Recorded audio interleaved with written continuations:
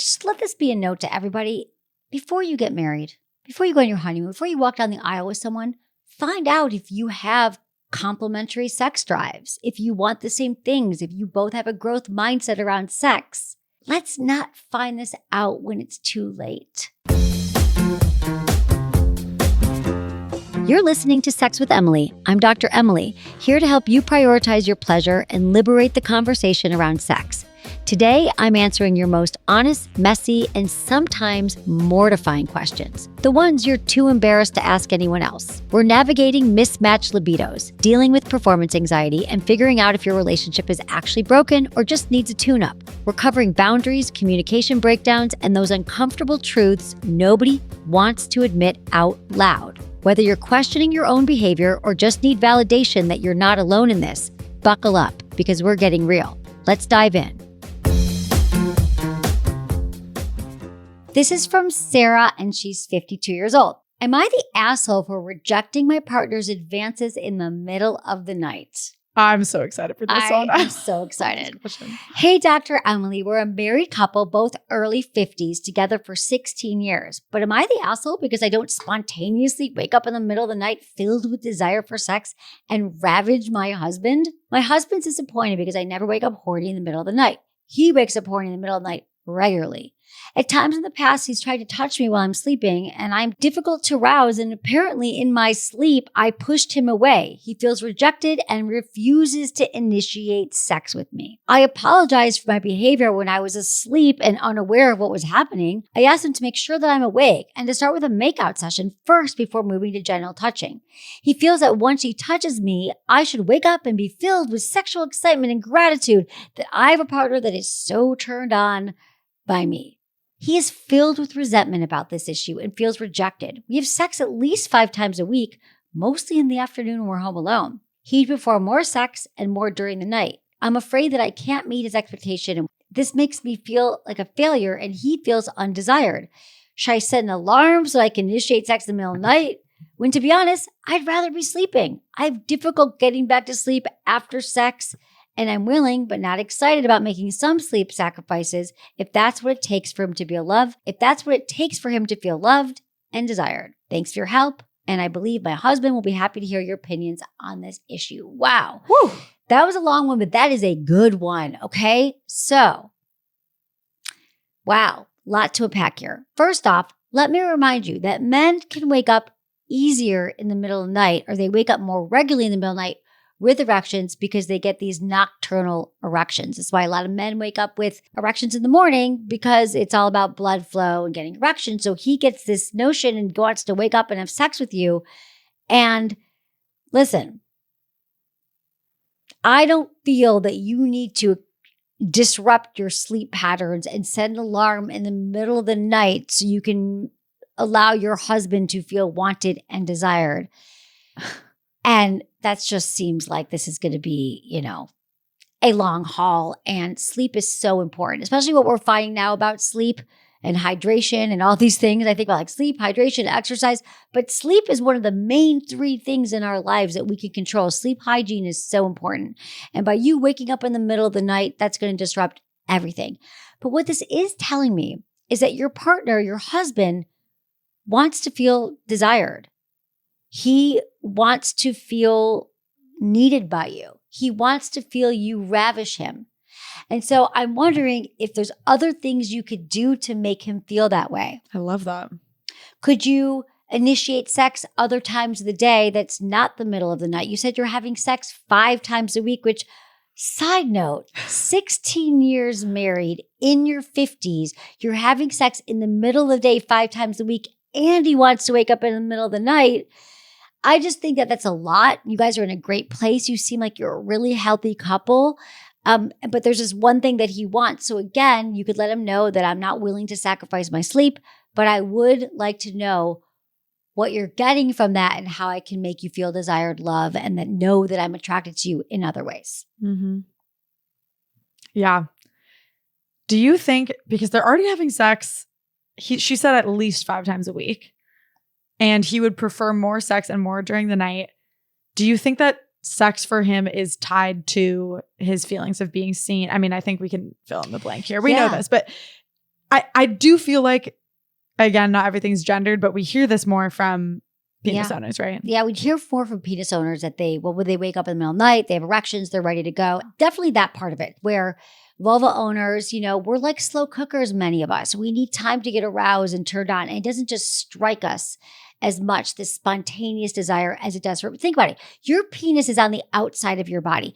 Maybe he brushed up against her in the middle of the night. Right. He went to the bathroom and came back and he touched her. He saw her. It just easier for guys to get going. That's where I will say that gender definitely plays a role. Your body works differently. You probably require more touch, maybe more oral sex, maybe more verbal arousal. You already said you require more making out in the middle of the night, and maybe that would get you there. Like, I love how much you're willing to sort of try to be there for him in ways that just, are more difficult. Because I think like losing sleep is a non-negotiable. I think that too. I think that it's hard to get back to sleep. You got to get up and work. But again, understanding more about this strong desire he has for sex. Could he pleasure himself in the middle of the night?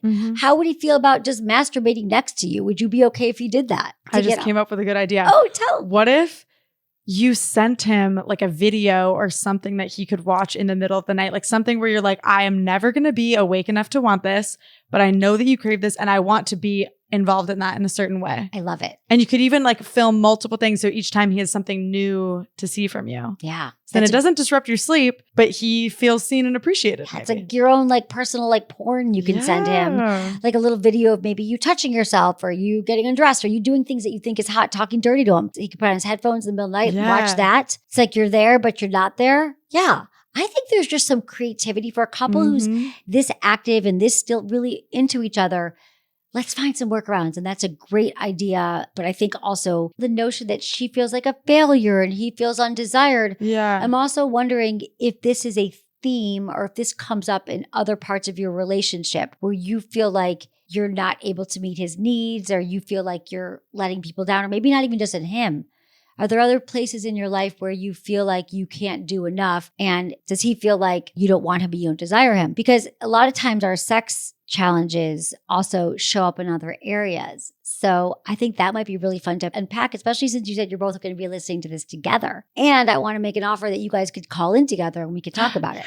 So if you want us to really unpack this with you, I am certain, Erica, that if we get them on a call and we do a little session with them, that we could help them find a lot more ways to play that don't happen in the middle of the night. Every couple gets to determine how often they want to have sex. And if 5 times a week for you is great for both of you, amazing. The one little red flag I'm seeing is that he's feeling resentment towards you for something you did while you weren't even conscious. Like that seems very easily triggered to me. So I wonder if that need for so much, I wonder, do you want sex 5 times a week? If so, amazing. But if not, I feel like you can't always be trying to just please your partner and serve their needs if you're already serving them a lot. Exactly. Yeah. No, that's a really good note. He thinks that she should just wake up in the middle of the night and be grateful and ready to go is also points to me that he doesn't really have a clear understanding of female arousal and that he actually believes that she did this with other partners, but isn't doing it with him. He's like looking for ways to feel rejected when that just feels like I'm already telling you that men are more likely to wake up in the middle of the night desiring sex, and I explain the reasons why. And so yeah, he's shooting her and making, shooting all over. She should wake up. She should feel filled with excitement and gratitude. And it sounds like you can let him know that you're super grateful for the connection you have. You love that he's turned on by you 5 times a week. So I do think there's something else going on here, that he's kind of pushing the envelope and saying like, and this is an area that you're not doing enough. And so this is why I'm just feeling like there's some other things going on in the relationship, some unspoken things, and perhaps the frequent sex could be filling a void where there's other places of disconnect in the relationship. And so I'm wondering if this focus on the sex and the dynamic of him feeling like she should be grateful and her feeling like she's not doing enough is part of a larger relationship challenge that maybe they could get into. And that would help heal the sex as well. Mm-hmm. He's got to somehow figure out that you still love him, you desire him, you want to be with him, but it's just not in this one area. Mm-hmm. So let's find other ways to play. Love that one. Thank you, Sarah. Thanks Not for your an question. asshole. Appreciate you, Sarah. This is from Hannah, 37 in Kentucky. Am I the asshole for feeling done with a sexless marriage? Hey, Dr. Emily, my husband and I have been married for 7 years now, and we were dating long distance for a year. In the beginning, we relied mostly on phone sex, Skype, sex, and he was totally into it. When we got closer distance-wise, I noticed he had some issues being able to have sex. He wanted us to wait to move in together until after marriage, which I should have argued harder against. It wasn't until our honeymoon where I did everything possible to turn him on, and we didn't have sex a single time that week. Then I got really worried. Now we have hardly had much sex at all in our marriage, and my sex drive is insane. It always has been. I've talked to him about it over and over, and about a year and a half ago, I told him one last time how it was hurting me. Nothing changed. And over the last 2 years, I've been focusing on myself. I shamefully have had an affair and I'm falling in love with someone else. My husband's a good man and he's trying to fix things now that he found out, but I just don't even want that kind of connection with him anymore. I spent the last 2 years numbing myself from it. Am I the asshole for feeling done? I know I'm an asshole for cheating. All right, a lot to unpack here. This is so interesting, Hannah. What I'm seeing is you've been married for 7 years, and even in the beginning, on your honeymoon, he was withholding sex. He wasn't into sex, and it never really got better from there. So for 7 years, you've been craving sex. You've been wanting him to want you. It wasn't happening, even on the honeymoon. So I always say, when there's challenges with your sex life, you got to look at how was it in the beginning? Can you go back to how it was? Has there been resentments? Has there been ruptures in the relationship that you can't quite repair? Well, it sounds like there's something going on with your husband sexually.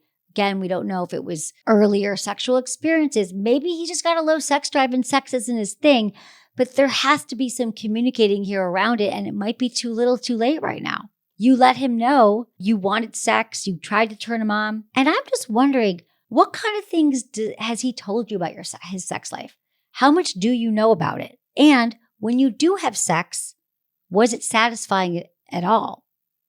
So it sounds like what I'm hearing is the frequency of sex and the kinds of sex and the satisfaction you were feeling and the connection you were feeling to him just hasn't been there all this time. And you've now met somebody else and now he's trying to come around, which is kind of classic. Mm-hmm. And so, you're not the asshole. But if you actually think this is a relationship, if he makes an effort and now he understands it, unfortunately, sometimes we don't really get the message until it's dire. He feels like he's going to lose the relationship. So if you want to give it one more chance and stop seeing this other person and say, okay, now I've got my husband's attention and I love him and he's really going to try. If you think you could go there and muster up the strength, I might say give it another chance for a few months. But there's also, what I'm hearing from you is that ship has sailed. Mm-hmm. 7 years is a long time to be trying. Mm-hmm. So really, this is where you have to decide. But sometimes we are done and we've moved farther enough past it and it's hard to get back. I'm curious, did she say anything about their relationship in general? Nothing. Except for the fact that he wanted to wait until moving in together. She disagreed with that, or she should have argued harder against it. Yeah, why? But here's the other thing I want to say. Why? Let's just let this be a note to everybody. Before you get married, before you go on your honeymoon, before you walk down the aisle with someone, find out if you have complementary sex drives, if you want the same things, if you both have a growth mindset around sex. Let's not find this out when it's too late. So, gosh, not having sex on the honeymoon and then him waiting till you move in together would be alarming. What else did you guys do on your honeymoon? Yeah. And I'm wondering also, was there something, I'm wondering if he grew up in an environment where sex wasn't celebrated, where he got some messaging around sex that it wasn't healthy or okay. I'm just wondering what else we know about your husband and his relationship to sex, because it sounds like this had nothing to do with you. He came into your relationship with these ideas around sex, When he wants to wait for sex, what was he waiting for and why? Mm-hmm. Remember sometimes with our partners say things, we sometimes, especially when it comes to sex, we just accept it like, okay, that's your belief around it. But we're also allowed to get curious and ask questions like, tell me more about, your early messaging around sex. Or tell me more about why it's important for you to wait. Or tell me more about what about our sex life do you like and what is interesting to you? I mean, if he says to you, I just don't think sex is important. I don't care if I have sex or not. Let's find out more. But if he says that, then I think that is grounds to end a relationship, especially if sex is important to you. Just change the dynamics of your relationship. Maybe you could just be open. Yeah. But if he's serving you well as a partner, then there's no need to lose that, especially if he already doesn't really want sex. Exactly. Yeah. You can outsource the sex. Listen, there's a lot of people we're seeing showing up in different kinds of relationship these days. And what I love about this conversation is that, most people are going to choose monogamy, but some people might want it to look a little bit different. And you might be a candidate for it looking a little bit different if you guys are in a really, if he's your best friend, you got a great relationship and other things are fabulous. Exactly like Erica said, maybe you want to try another arrangement. But if you're done, it's too much time has passed. Only you will know. But let us know how it goes. I don't think you're an asshole, but I do think that it's time for you to get some answers on this and to get clear rather than cheating. Just either do a clean break or figure out ways to reimagine your partnership as it exists today. Thanks, Hannah. We appreciate you. No need to be an asshole. I'll be right back after a quick break for our sponsors. So just stick around. This is from Taylor. She's 30. Am I the asshole for being upset when my partner doesn't want sex? Hey, Dr. Emily, I'm a lesbian and my girlfriend and I have mismatched sex drives. She rarely wants or thinks about sex, but I think about it and want it pretty much all the time. Sometimes when she doesn't want sex and I do, I act upset and hurt, and then she has sex with me even though she previously said she didn't want to. Then it makes me feel like a sleazy guy who begs his girlfriend to have sex with him. I feel gross. But I also feel like if I act like I don't care, then we would never have sex again. I'm so upset by the whole situation and I don't know what to do. This has got to be such a common situation, right? This is the most common situation. No matter what your gender or who you're dating, there is mismatched sex drives in every single relationship. And one of the scenarios we often see is that we get frustrated because if we're the partner that has a high desire, we're asking for sex, and then our partner might reject us, so we feel bad. Or they do it, and then we think, okay, they don't really want to do it, and then we're in our heads, and it sort of becomes this lose-lose situation. But mismatched sex drives are common. The next thing is finding out, when is sex good for her? What kind of sex does she want when you do have it? When you start having sex, is she into it? When you start having sex, does she have pleasure, or does she just look like she's going through the motions? Because maybe there's just still some work here she has to do about understanding how she wants to show up sexually and what she requires. I also understand the notion that you want her to initiate. You want her to act like she wants it, or at least you want her to be into it. So it really is important to find out, again, what is she into? What do you like? What kind of sex feels good to her? And maybe she has more to learn about sex. Maybe she hasn't had as many partners, or she hasn't done a lot of exploring. So maybe there's some mutual masturbation that could go on here where you're both masturbating and you're figuring out what feels good to her. Has she been with many women? I don't know if this is a new relationship or if she's had this kind of relationship before. Rather than getting upset and hurt, I would do some talking and getting clear. I'm curious about this because I feel like this is a dynamic that happens a lot where you're almost guilting your partner into it. And it's kind of this negative feedback loop where, if I act upset, then my partner has sex with me. How can she disrupt that cycle? And what are some new ways that she can encourage her partner to desire sex more often? Yeah, the best way to do that would be a conversation outside the bedroom using my 3 T's of communication: timing, tone, and turf, where the time is on your next date night. Just decide that you're going to say, you know what? Let's talk about sex. And your tone is open and not judgmental. It's like let's just get curious about our sex life. I love our relationship. I love when we do have sex, but I don't want it to be like I'm begging you. And then I feel like if we don't have sex or I don't bring it up, then it's not going to happen. But let's just talk more about when is the best time of day? What kind of sex do you like? What feels good to you? How do you like to be approached for sex? What could get you in the mood? If you're not sure, you guys can also check out my book, Smart Sex, which I write all about understanding your mindset, what kind of place you need to be in the mood for sex, and how can you guys work together? So I don't know how long you've been in this relationship, but it sounds like there's more information you need, because also there's the notion that maybe she doesn't like sex. Maybe she doesn't have a lot of experience with sex. Like, you just need to find out. And so I don't think there's a different approach here, because what she's already trying is being aloof and waiting for her to approach, which she's not doing, and then getting angry. And neither one of those are ideal. So just getting into the psychology of your partner, and maybe there's a reason why she doesn't want a lot. Maybe she's on a certain medication that could be impacting her libido. I cannot emphasize that enough, that we have to understand that if our partner's on the birth control pill, if they're on a certain SSRI or antidepressant, maybe that's the culprit. So she could talk to her doctor about what can she do to make sure that she still has the sex drive. Maybe she has some pain. We don't know. But I'm going to make an assumption here that maybe you haven't had these kind of clarifying conversations with your partner where you can get more data and figure out, what does it take? Because also, if she says to you, nope, I just don't care, I don't want to talk about it, I don't like sex, it's never been my thing, then you have more information. And you could say, well, do I want to be with somebody that I have to convince them to have sex that's actually willing to have a life that isn't as sexual as I require it? But we won't know anything unless we talk about it.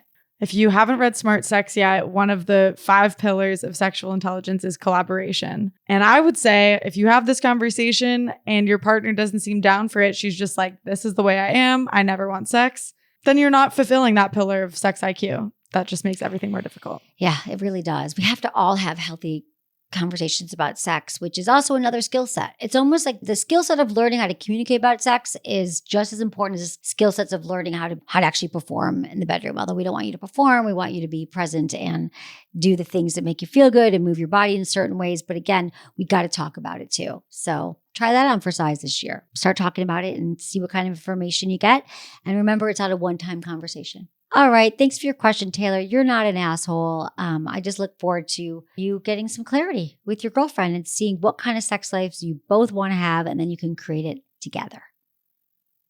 This is from Sid. He's 42 years old. Hey, Dr. Emily, I'm 42 years old and my libido is not what it used to be when I was in my 20s. Obviously, it's extremely hard, pun intended, to get it up and have the desire for sex more often than once a week. I just don't feel like I have the stamina needed for sex more often than once a week without the help of a prescription pill. When I don't have the stamina, I feel inadequate and insecure. And also, the pills have some annoying side effects from time to time that I don't always like dealing with. But my wife is an angel and deserves the best of the best. Because I'm apparently such a decent person to her compared to her ex, her libido has actually skyrocketed to unbelievable levels. Part of me feels like I owe it to her to have sex at least once a week, even if I need to use my pills to help me do that. Please help. She's the best thing that has ever happened to me, and I want to make sure she stays happy and knows that she is valued and treasured. Oh, Sid. I love that. We love Sid. You're not an asshole, Sid. You want to feel valued and treasured and show up for your wife, at the frequency in which she desires you to show up. And so the first thing I want to say is that whenever I hear people say things like, part of me feels like I owe it to her of sex at least twice a week. And so first, let's have a conversation with her and find out, how often does she need sex? And when she wants it, what kind of sex does she want? She might be okay with oral sex. If she has a higher sex drive, she might just want to get off and feel connected. And so it might not be about penetration. It might be about connection, oral sex, using a toy. And so rather than, feeling like you have to jump through all of these hoops and take a pill that really isn't working for you, let's have a conversation and find out, with this skyrocketing libido, you want to be a great lover to her, how many times we could be right, and then what kind of sex feels good. Again, let me remind you that for many vulva owners, it's not all about penetration.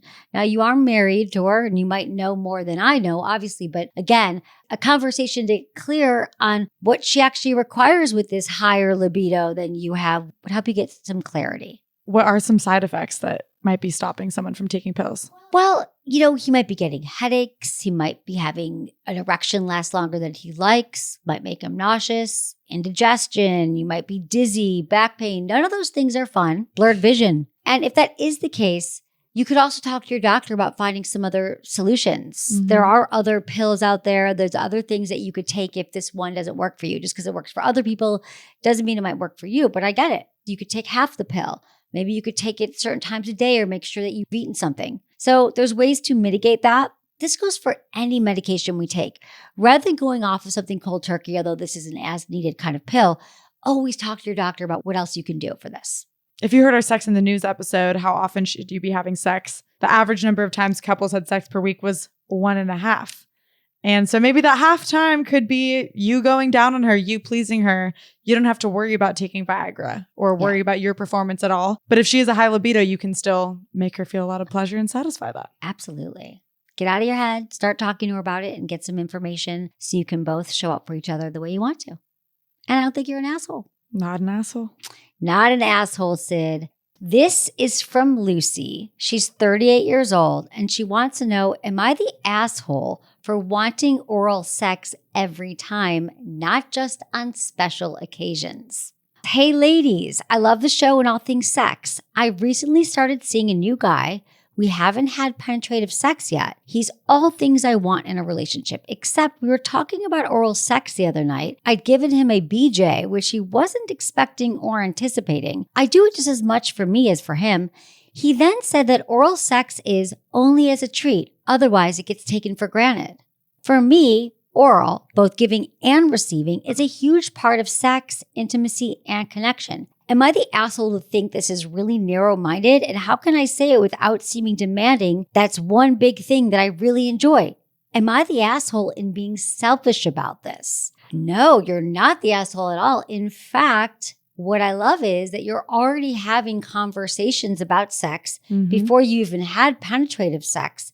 And listen, you're so not alone here. In fact, not only are you not the asshole, but you are the norm. I'd say many people prefer oral sex as a warm-up to penetration. And yeah, you might want it every single time. Now, it doesn't have to mean it's to completion every time. We don't all have so much time every single time to give a blowjob and then go down on her and then have penetrative sex. But for many people, it gets us going. It's the first stop. So I just think it's interesting that he's looking at oral sex as a treat. And I'm wondering where that comes from. Why only a treat? And is he talking about receiving and giving? It's kind of what it sounds like, which is surprising to me. It's always surprising to us when there's, well, first, what we've been told and what we've learned is that men want blowjobs all the time. They would take it breakfast, lunch, and dinner. They would do that in lieu of food. And so I think whenever we hear a guy doesn't want it all the time or he only wants it on special occasions, we pause, which, by the way, all of these gender norm things are truly outdated. And I think that there are, just as we see here, there's just as many vulvas who want oral sex, even sometimes more than men. So I think that this just comes down to having another conversation with him and getting a little bit clearer on like, so tell me more about oral sex as a treat. Would you be down that it's something that I would require a lot more often? And, you know, again, just because he said this doesn't mean that with the right partner, he'd be willing to examine his views. I know. I wonder where this message came from. Because receiving it, I feel like that's something that women are kind of taught to do and men are kind of taught to expect. So for him to say, it's only a treat, I don't want to even receive it. That's the anomaly right there, that he's saying, I don't really want it, need it every time, and it's just a treat. I'm wondering if maybe he doesn't love receiving oral sex as much as he enjoys penetration. Yeah. That's part of it. And that is true. We have heard this from men who say, you know what, I don't love it. I know it's supposed to be everything, but for me, it's not. And this is why we have to be so careful and remember that we all get to decide what kind of sex feels good to us. And just because we've heard that we should love it and we don't love it, maybe that's his thing. So I would find out more about his oral sex preferences. Just because he's not into it doesn't mean that you have to change your views on oral sex. If you want it every time, you can let him know that it's a big part of your arousal. It gets you going. Maybe you just need it for a few minutes. Maybe there's other things you would want too if this is your guy. And again, it sounds like it's early on. You haven't had penetrative sex yet, but sounds like you require clitoral stimulation before you want penetration, which is very common. And so if he's not willing to provide oral sex every time, is there something else you might need? You maybe use a toy, use fingers, but you can just let him know that you're going to need some revving up every time. And let's figure out what that looks like for both of us. If he doesn't, that's just more time for him to go down on you. I'm so fascinated by his idea that they'll take it for granted. Like, to me, that almost sounds like he is worried about the sex going stale And if they start doing oral sex every time, then what more is there to do? Mm-hmm. But if you listen to the show, you know there's literally endless things to try and add to your sex repertoire. But yeah, that's interesting to me. That is a great point to say it's taken for granted. That reminds me of people who think you can only give compliments every once in a while because then your partner's going to take it for granted. Or if you always give to them, then they're going to expect it. And I would say that this is more about his belief system and his personality to be thinking that things are going to run out or people are going to take it for granted or have expectations. And what this makes me think is that in his previous relationships, something happened in it where he felt that there was expectations that he couldn't meet. And so he's got this philosophy around not doing too much or you take it for granted or there'll be expectations he can't meet. So I think there's more here to unpack.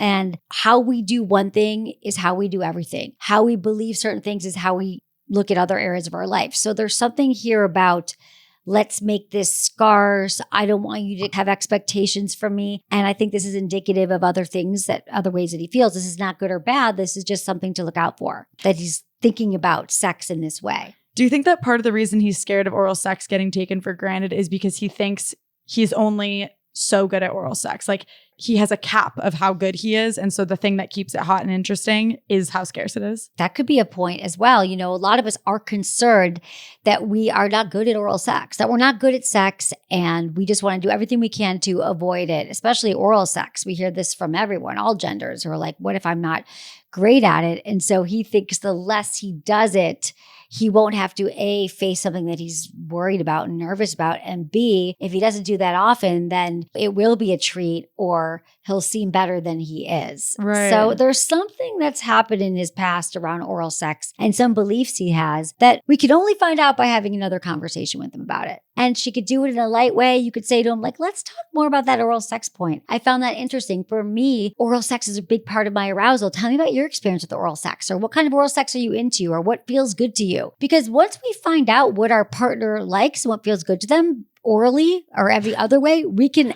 add that to our repertoire. Maybe he wants more suction. He wants to use a hand. He doesn't want a hand. Like, we are all different. And then you get to tell him what you like orally. So I think you guys are still on a journey here to figuring out how you can both be great lovers to each other. And you're going to find out soon enough. Although, note here, if you're with somebody who has a scarcity mindset around oral sex, that could become a problem for somebody who loves oral sex and requires it. So you're finding things out early. True. Gathering data. You know, the first few months, year we're dating somebody, we're just gathering information. We don't know yet. We're listening, we're paying attention, and we're figuring out, is this somebody I can be compatible with? And rather than just making assumptions too, you also get to have conversations about it. So what I'm hearing you say is oral sex might not be that important to you. It is important to me. What else can we do to learn together? And you're not an asshole. You're actually somebody who's thoughtful and contemplative, and you know, you want to get your needs met. No problem there.